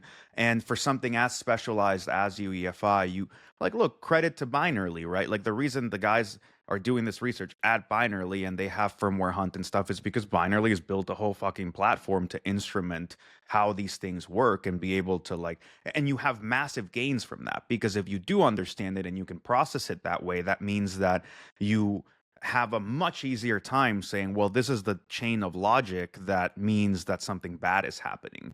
And you can go and sort of process that elsewhere. But Yara's not going to be able to do that for you. All right. So, what's the next steps? Folks just trying to advance this research, get some happy hunting going. Maybe the guys share some Yara rules so that additional people can go hunting. I saw them mention they found some variants of certain things with very poor detections on VT, which suggests that you can go hunting their stuff on VT, right, Costin? I mean, yeah, I still think that nowadays, if you want to inspect your own computer, like the UEFI in your own computer, it's not a very straightforward process. Yeah, sure, you can essentially find all the open source free software to do that. You can find it on GitHub, but it's not kind of straightforward. I still think it would be nice if somebody created a tool that you can just download, run it on your computer. It automatically dumps your firmware using, let's say, the APIs and support for multiple platforms. It offers to upload it to Firestone. It offers to upload it to our friends at Binarly. It offers to upload it to our friend Roger Thompson, who used to run a website to scan your firmware and so on and so on. So I still think there's a kind of high entry level. It's not straightforward to do that. And I mean, even keep in mind the fact that not everyone runs on just one operating system, Windows, whatever, but there's people out there with the Macs, with the Linux systems, and so on. And the complexities that come with fetching firmware in all of those types of devices. Exactly. It's super hard. I think that area, at the risk of sounding like a little too executive-y, I think the big issue you have with the firmware space is a combination of like accessibility in the way that Costin is describing, and a lack of appropriate awareness and prioritization, which is to say, from an expert standpoint, it is absolutely obvious that this is an extremely important area of our like security foundation, and that any threat that exists there unnoticed, not the fact that there are threats, but the fact that like we are not aware of the integrity and security of that space, such like, which is something that gets dismissed very quickly, right? Like whenever one of these UEFI bootkits, shows up, like ESET finds a thing, someone like Dave Weston will come out and say, yeah, but that's from like an old version of like, that doesn't include a secure boot. That's from like an old thing. And I'm like, yeah, but they found it now and it's been around for 8 years and nobody noticed that it was there. So like, I don't give a fuck that there's a new piece of technology that means that wouldn't work in certain versions. I mind that there have been 50,000 computers that had this in it and none of us could tell because none of our tech is actually engineered in a way where it's checking for that integrity. But that really shows the bigger problem firmware has, and it's the uphill battle that Binarly has as a company that's a hard tech company trying to solve this problem, which is there is a weird self-reinforcing loop of ignorance in security products, which says, this is going to take effort. Why should we invest the effort into solving this problem? And you go, well, because it's a big security problem that will undermine the security of everything else. And they go, well, but we haven't seen any of those threats. And you go, well, you haven't seen it because you haven't put the effort into seeing it. Yeah. And then you go, look, here's an example of a threat. And they go, yeah, but it's just one. And you go, yes, but but here's the example. And they go, maybe if there were more, customers haven't asked for this. And you go, because they don't know that they need this. And you go, it's a lot of effort. And it's like a weird little fucking ignorance loop. It's like a PM problem that it's constantly, right? Like, why would we prioritize this problem, et cetera? But I think what we need to see and what Binarly needs to solve in a way is finding that kind of friction, that way to lower the initial friction into getting more data and showing and creating more awareness more regularly, like tying into other things, tying into how the OSs work, tying into let's say these like bullshit appliances, like all these different ways, just finding some way to making it just a little smoother for information to come in and awareness to come out. Because right now you're in that early stage of awareness for a problem, kind of akin to when the antiviruses in the late 90s, early 2000s were still dealing with that narrative of like viruses aren't really real. Antivirus companies make viruses. They're creating a problem for which they're trying to sell a cure, but like who the fuck is actually dealing with computer viruses? And like now that sounds insane. It sounds completely batshit crazy. But that was a thing that was being argued well into like the mid 2000s, right? Like what was his name? Rob Rosenberg was like a big figure in that whole like, oh, you guys are just making this shit up. You're like, okay, thanks, bro. And like, look, that was a part of the evolution of our awareness of that problem. UEFI and memory threats and GPU threats are things that are still well within that realm of like, we know it's possible. We know we've seen examples of a lot of these things, not all of them, but a lot of them. We have seen documentation that tells us that the big boys have been playing in that space for a long time. And every once in a while, we catch a glimpse of a thing, go, whoa, look at what's been out there. But then we all just go right back to business as usual and go, it's kind of out of scope. There you go. We go back to Juniper. Yeah, rickety foundations, bro. And the reality is that a world of hurt is happening on the there that nobody knows is capable of seeing, is looking for, and we're told that secure boot has solved it all when we get secure boot bypasses at every security conference anyway. Can we do a short segment quickly on magic money? Costin, there's a not really, a short one. This one's good. This one's interesting. With a fascinating story on a crypto trader who lost 215,000 in a MEV sandwich attack on Uniswap. So let me read this for a second quickly. The MEV bot front-ran the transaction, leaving the victim with 98% losses in just 8 seconds. The attack happened on Uniswap V3 USDC USDT liquidity pool and highlights the dangers of maximum extractable value bots in this. Like, what is this gibberish? Like, what? What the hell happened here? This is your moment, Costin. This is it. Please.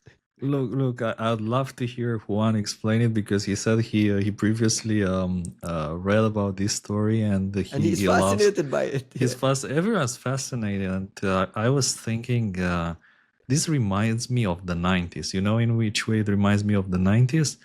I don't know how popular these were outside, but I mean in the Eastern Europe or even like Russia. Everyone kept their money in dollars. So whenever you needed like some cash, you would go to an exchange, which was usually run by Arabs, Israelis, and you would go and Cambio and go and change your dollars into Romanian lei, into rubles, leva, forints. You remember us walking around the streets of Moscow looking for cambios to get absolutely, cash? Absolutely. Obmen valuty, something like this. It was in Russian. So just to change your dollars. And this attack, it kind of reminds me of that because in a way it's so similar to changing money and you looking at the exchange rate. You look up and you see the exchange rate is like $1, 200 rubles. You say, wow, that's a fantastic exchange rate. So you take your dollar out of your pocket, and by the time you give it to the cashier, the exchange rate is $1, 1 ruble.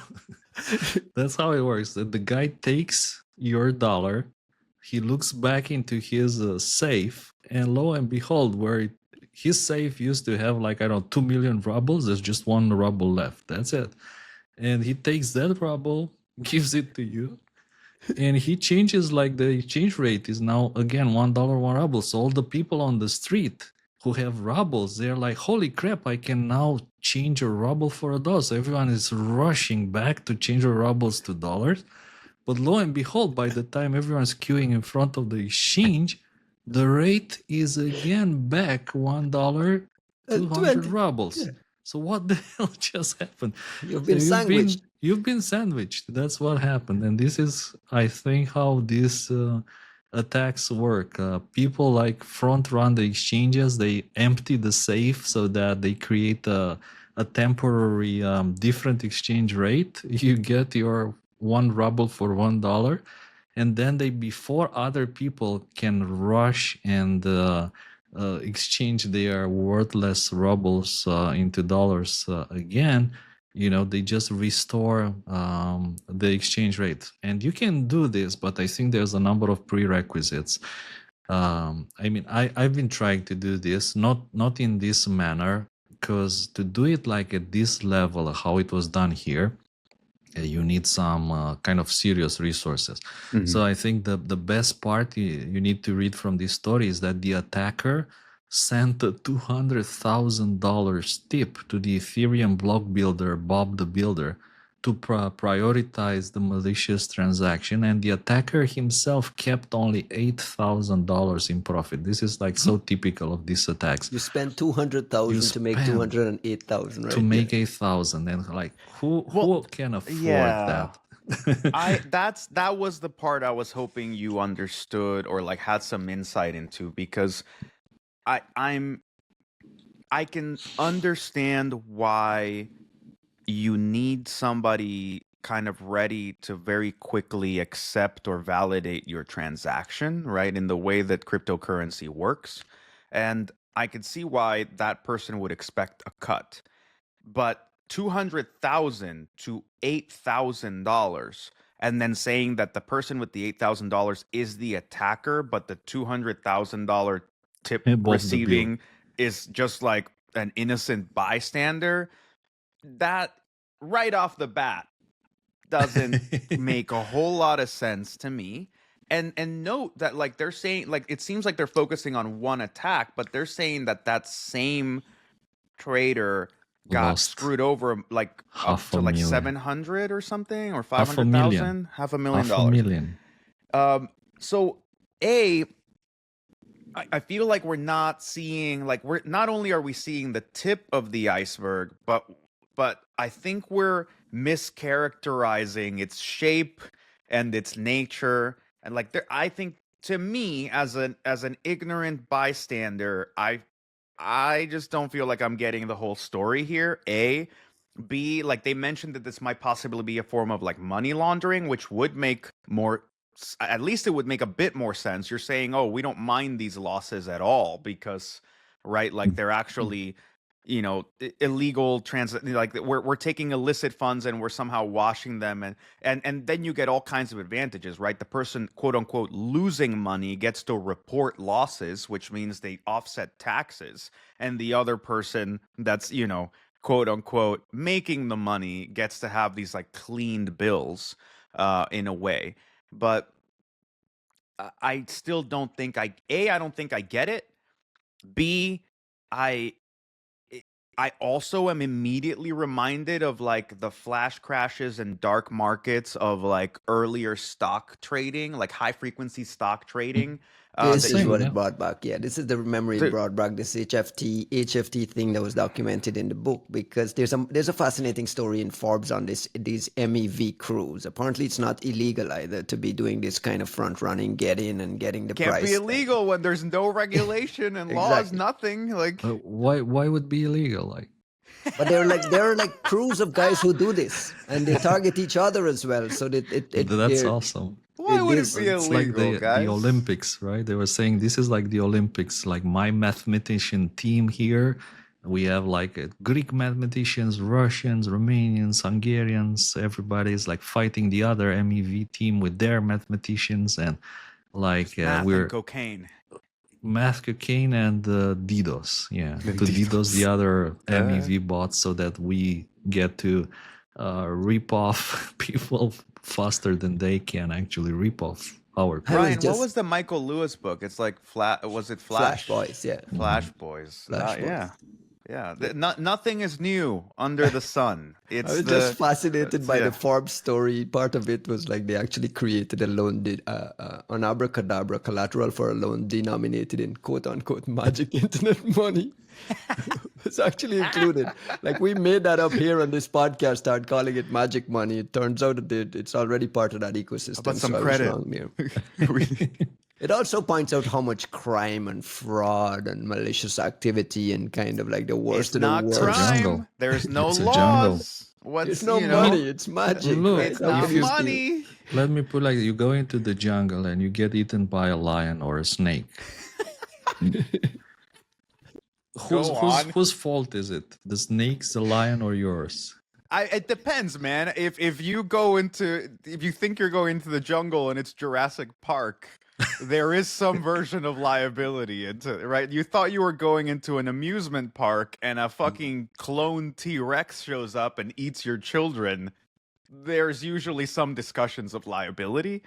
Dude, it is insane. Like it is insane. And like, look, here's the thing that matters, and this is where like the joking turns less funny, which is the reason we cared about dark markets and flash markets and high frequency trading is they were fucking around. And when finding out phase came, it was like a huge economic disaster that like rocked portions of the economy in ways that were completely unpredictable and unprecedented, because you had money being moved around in insane automated ways and failing in unexpected but massive rippling effects. And that's a discussion we had, I think, last episode or the episode before, where I'm like, who the fuck are these people that can afford to lose $1.5 billion here and $700 million over there? And like, no problem, no issue. They just get up, dust themselves off, and move on. We don't even find out who are these fucking people that are losing all this money and don't feel it. And I think we are still in the fuck around phase, the same way we were with like CDOs back in 2005. And we're soon gonna reach the find out phase where you go, oh, somewhere in this $1 trillion magic money crazy mania bullshit phase of robots attacking robots, we actually decimated, I don't know, however many, $600 billion worth of the economy got shifted around from one place to another without us accounting for it. And next thing you know, people can't buy houses, or like fucking eggs cost $13. I don't know, right? Like shit starts to happen that we don't know how to account for. Yeah, I heard about this. I didn't realize how few eggs I ate. I want to read the money quote from this Forbes article, and I'll put the link in the show description here. It's like they're talking about these two MEV crews, and these crews who are going in front, running ahead of each other, and like mathing against each other. And one of the guys says, "Fucking you nerds. Might be friends with people, but at the end of the day, you're all just trying to bankrupt each other." And it feels like that's just such a perfect summation of what this magic money ecosystem looks like. It's just fascinating. What I do love about the magic money ecosystem is that it shows you the depravity of investment bros that you don't get to see because their casinos are like skyscrapers. So like you don't get to, if you have hung out with, I used to host investment banking movie night at St. Andrews back in the day. And it was because I loved hanging out with the sociopaths that go into investment banking and like seeing the true frothing at the mouth that comes with, you know, taking someone's money, making it your own, and trying to keep somebody else from taking your money. And like, it's all numbers, right? And you could tell the people who thought they were going into it because it was a career where they were going to make good money and it was a stable source of income. All of those people flame out of investment banking within 6 months or a year. They can't stand it. But the sociopaths, those fucking people, like that is their environment. And it's just like M&A and all this shit. You're like just moving money around, crashing things, fucking people over, and making money hand over fist with no explanation for where that money came from. Those people thrive. And you can see it naked in the cryptocurrency space because no one cares if it's an obvious rug pull. Nobody cares if it's obvious fraud. Nobody cares if it makes no sense. It's just a vehicle for moving numbers around. And if you're smarter and take money, awesome. And if you're dumb and you lose it, well, fuck you, right? Like it's Costin, just naked. Costin, why are you having him go at you like this? I This don't is see it your like world, this is buddy. not coming at me. Like I No, just no. wanted to ask you a simple question. Do you guys watch UFC? A little bit. A little bit, yeah. It's fun, right? It's still fun, even if people are blowing their teeth out and like bleeding and kicking the shit out of them, right? This is no different from UFC. This is like UFC for math nerds and sociopaths and yeah, Greek mathematicians. And he, It's the same thing. I listen, don't if you know. if you're I don't if you're playing with magic money again, you need to be putting your wallet, your laptop in a safe somewhere, right? Like how do you protect against something like this? So one of the reasons why this attack worked is that because the trader was doing this on a Uniswap V3 exchange that was not the official Uniswap V3 exchange, because the official Uniswap Because of has a course. protection against malicious math bots. So in a way, he kind of asked for it. He's playing in the but mud and doesn't Some want fucking dirt on his gambler, shoes. like bro. instead of exchanging your dollar for rubles at the bank, you went to the back street in Moscow and you thought you were gonna get 300 rubles for $1, but instead you got 3 rubles. You get 3 And rubles you for could have gone to $300. And a bunch of the newspaper. bank, right? To the Bank of Russia on the main street and get 150 rubles. But no, Dude, the you fact that wanted you're the talking 300. about rubles, it makes this really hard to take seriously because those fucking things aren't worth the paper that they're printed on, right? Like the paper is I more don't know. expensive than the value of the ruble itself. You need to But I take your buy the point. dip. Buy the To buy dip. the Look at the dynamics. Russia's making a strong comeback, guys. The ruble is gonna come back.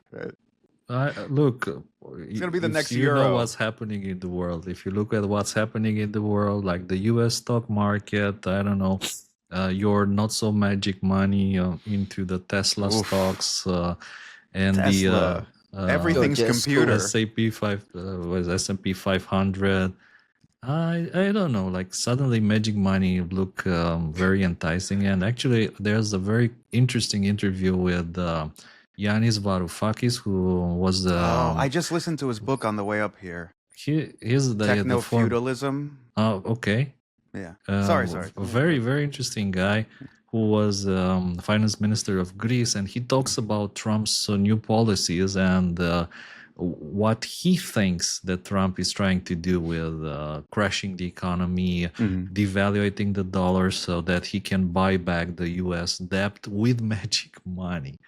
With magic money that are not pegged to the dollars. So I think that's interesting because in a way, this story that we're talking about, someone was trying to swap USDT to USDC. So those are magic money which are pegged to the dollar. $1 is one USDT, a Tether US dollar. And this works as long as Tether, the company behind them, and Circle in the other case, they can guarantee and they say, like, whenever you come to me with a magic dollar, I'll give you a real dollar for it. Right. And we have a vault here that is full of real dollars. So whenever we get a magic dollar from you, we burn it and we give you the real dollar. And this works as long as they have as many real dollars in the vault as magic dollars. And just imagine if somebody starts buying the US national debt with magic dollars. And there are not as many magic dollars as real dollars. I think that's what I think our friend Yanis Varoufakis Yanis was saying. is maybe he wants to see a 5-dimensional chess move, and people are out here playing like not checkers, but like Backgammon. Yeah, they're not. It's backgammon with dice. People are out here eating crayons, and this motherfucker thinks that we're like watching 5-dimensional chess happen. I would not look. There is a possibility, right, that like Tech MAGA, the JD Vance like circle, the Peter Thiel, and all of Sachs and all these folks are playing this like insane game of 4D chess. And if the magic money somehow becomes a cheat code to removing our national debt, well, I'll be the first one to build a gold statue of one of these motherfuckers outside of the White House. I would be very surprised if that's the case. I'll be surprised if they had thought about it before Yanis Varoufakis said it, if they had even considered that as a possibility. I am genuinely terrified by the eventual follow-on effects of what's happening in crypto. What people don't understand is that we have effectively been playing with virtual money for like 30 years or so, maybe more, where banks were starting to effectively play with money that isn't even in circulation. It's just virtual money in between these massive banks, and you have these giant like exchanges and notes between them. And that's why we had to have all these attempts at like regulation of banks, where you go, hey, you can't just make up all of this money. You have to have a certain amount of reserves that match this, because otherwise like you're playing the role of the Fed by like creating all this virtual value. And you've had the sociopaths in Wall Street like trying to find different unregulated vehicles to play out their gambling addictions in some way or another. And frankly, the US consumer and a lot of the world gained value from that, because that's what allowed us to do a lot of like refinancing of mortgages and getting all kinds of investment capital, all sorts of great shit. However, we have seen that when you detach the global economy from any indicators of health and any real world indicators of value, not only do you get these massive opportunities for fraud and bullshit and bad decision making, and like essentially like it's not being like asleep at the wheel, it's like someone being blackout drunk at the wheel driving the entire global economy. We get situations like 2008. And that still was tethered to something that had a regulatory basis, but like we weren't really paying attention the way we should have. What is happening here? What is happening in a $1 trillion crypto market of unregulated shit just swishing around in a way that we can't immediately feel? Because like what I'm worried about is like that is a whole system that is built around overreach and like survival of the smartest, the fittest, the most coked out. And when they inevitably lose, because someone has to lose and someone has to win in a game where you're all just out to bankrupt each other, what happens when the bill comes due? Like, what happens when somebody goes to make one of these ridiculous transactions and they realize that like there's no money coming from the other side anymore, or like things don't quite work the way they expected to, and the bill comes due for everybody else? I tell you what happens. It happens the Magic Tuesday or the Magic Monday. It's not the Black Monday. It's a Magic Monday. Crypto Monday. While you guys think about your shoutouts to close the show, I just wanted to flag this quick story, a pretty shitty story about what's happening to Reuters journalist Raphael Satter. We all know Raphael. He's been covering this industry for years. Good guy. He's a US journalist that had his Indian government citizenship taken away. What's the story? Raphael, who covers cybersecurity for Reuters in the US, received a letter from India's Ministry of Home Affairs in early December accusing him of producing work that maliciously tarnished India's reputation and informing him that his overseas citizenship of India card has been cancelled. It means he's no longer able to travel to India where members of his family live. This is related to the Apin thing.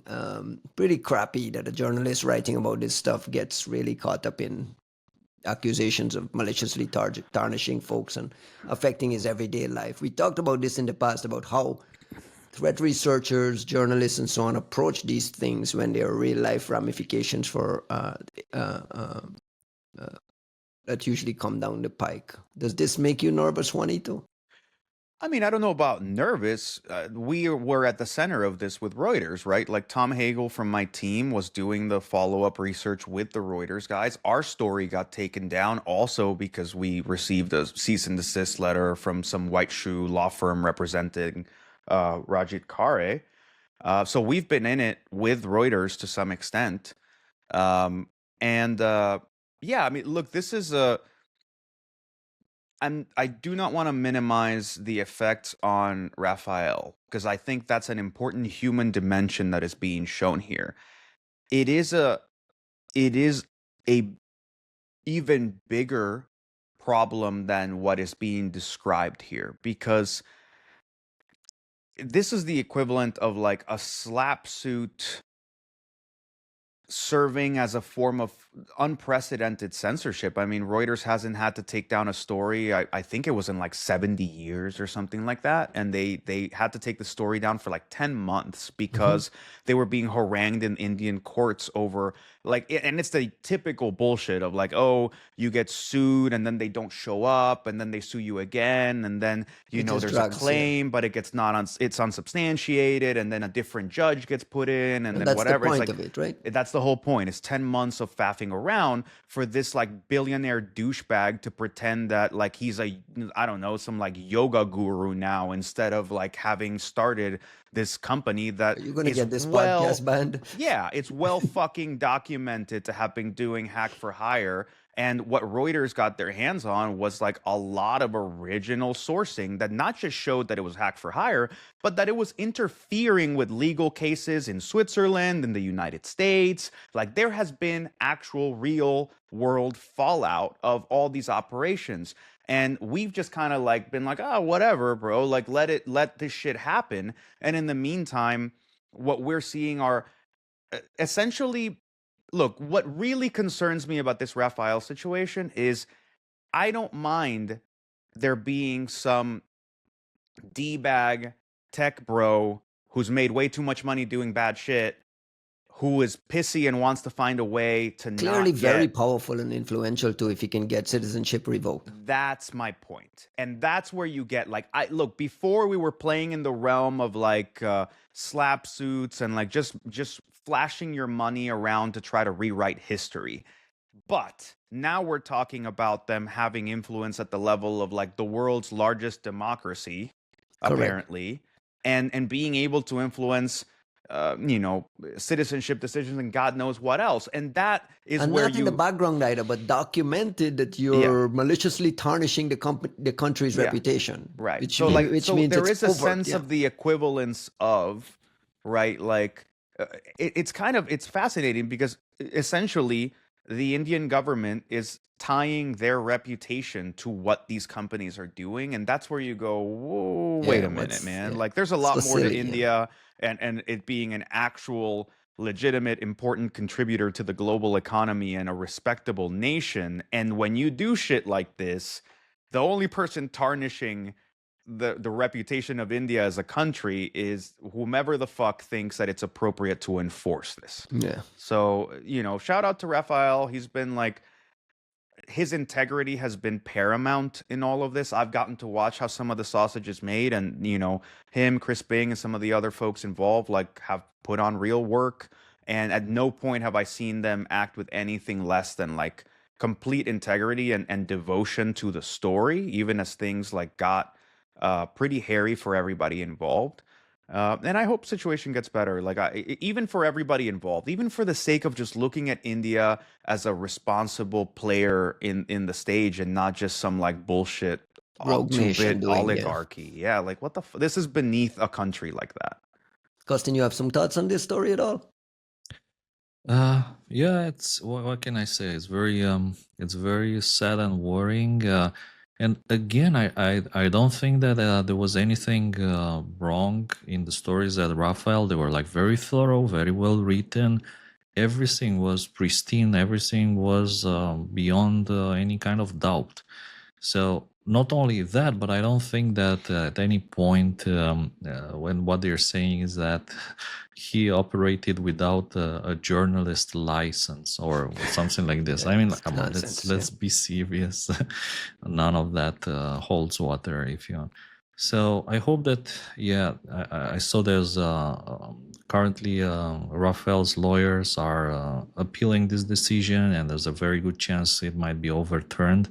So I hope that is the case, and I couldn't but think if the U.S. government shouldn't maybe play a more active role in this story, and the reason is that, for instance, for the Binance exec who was jailed in Nigeria, if you know the story, just to draw a parallel with the magic money, the U.S. government intervened and got him out of there, essentially helping him.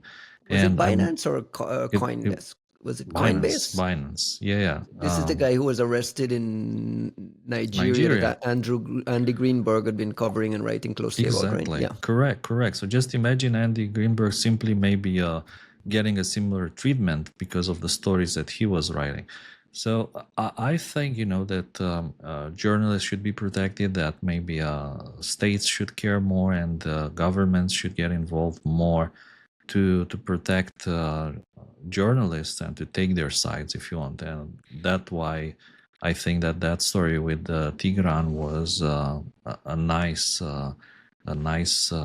if you want, conclusion.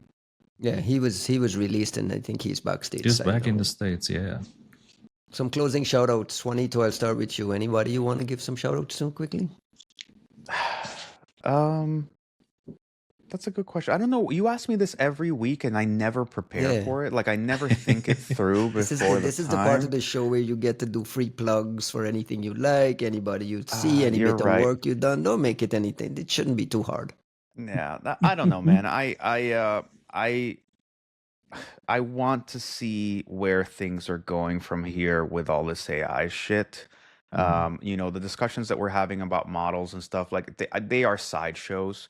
Technological development is about pushing that boundary forward, and I think OpenAI needs to focus on being the ringleader, being the organization that is pushing the boundaries of what is considered possible, and continuing to move that forward rather than playing this bullshit shell game of like trying to get this or that banned.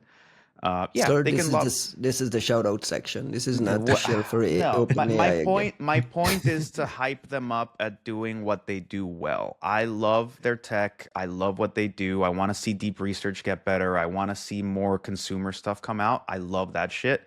They're doing great work on that front. Focus on that front.